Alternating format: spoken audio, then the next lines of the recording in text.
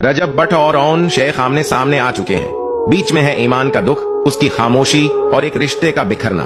रजब भट्ट का कहना है, ओन शेख, तुम्हें मैंने पहले भी कहा था, ज्यादा तेज न बनो। जो थोड़ी सी शहरत तुम्हें मिली है वो ईमान और मेरे नाम की वजह से है।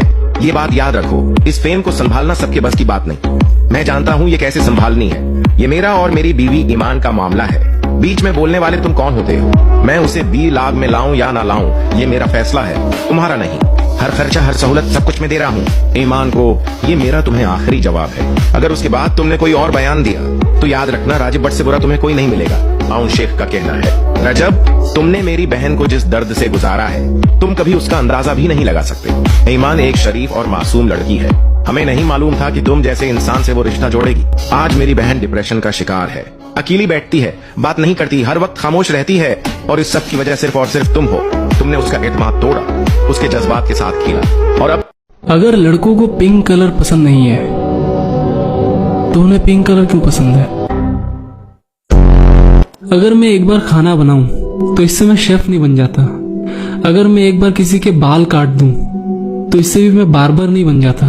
बट वहीं अगर मैं एक बार मेरे मेल फ्रेंड को किस कर लूं तो लोग मुझे गे। अगर हिंदी का टीचर हिंदी में पढ़ाता है और इंग्लिश का टीचर इंग्लिश में, तो मैथ्स का टीचर मैथ में क्यों नहीं पढ़ाता? लोग पौधे लगाते हुए फोटो लेकर नेचर इंथुजियास्ट बनने की कोशिश क्यों करते हैं? उन्हें ऐसा क्यों लगता है कि वो पौधे लगाकर नेचर को बचा रहे हैं? But if you really think about it, you are not creating plants. आप उसे बस एक जगह से दूसरे जगह लगा रहे हो। ओवरऑल वो धरती पर ही तो है। अगर मैं एक यूज किया हुआ कार खरीदूं तो उसे सेकेंड हैंड कार कहते हैं। खिजर उमर ने अपना पहला उम्रा अदा कर लिया और फैंस के लिए भरपूर दुआएं की।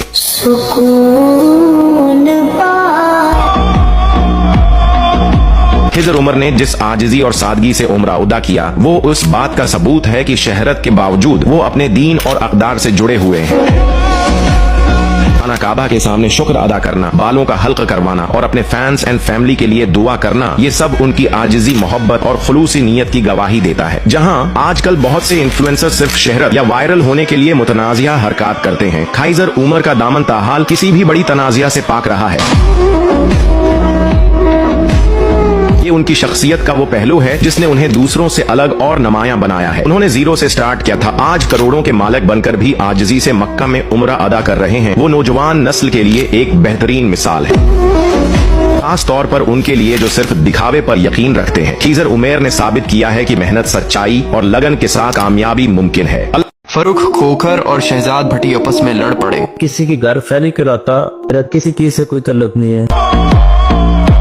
शहजाद भट्टी को तंज करते हुए फरूख खोखर ने कहा कि न मैं टिकटॉक पर पैसों के लिए लाइव बैठता हूं और न ही किसी के घर फायरिंग करवाता हूं। फरूख खोखर ने कहा कि मैं एक बिजनेसमैन हूं और मुझे पैसे कमाने के लिए टिकटॉक की जरूरत नहीं है। मैं शहजाद और रजब की सुलह क्यों करवाता जबकि मैंने उन दोनों की लड़ाई नहीं करवाई। शहजाद ने रजब के घर फायरिंग करवाई जो कि बहुत ही गलत था। अगर किसी को फायर लग जाता तो जिम्मेदार कौन होता? पहले रजब और शहजाद ने 25 तारीख को पाकिस्तान में मिलने का फैसला किया था, लेकिन काफी लोगों ने उनको समझाया, फिर उन्होंने इस बात को खत्म कर दिया। रजब और शहजाद की लड़ाई तो खत्म हो गई, लेकिन अब शहजाद भट्टी और फारूक खोखर एक दूसरे को बुरा भला कहने लग गए हैं। इन दोनों की लड़ाई पब्लिसिटी के लिए है या फिर वाकई हकीकत है? कमेंट्स में हमें जरूर बताएं। अगर ईपी को ये वीडियो अच्छी लगी तो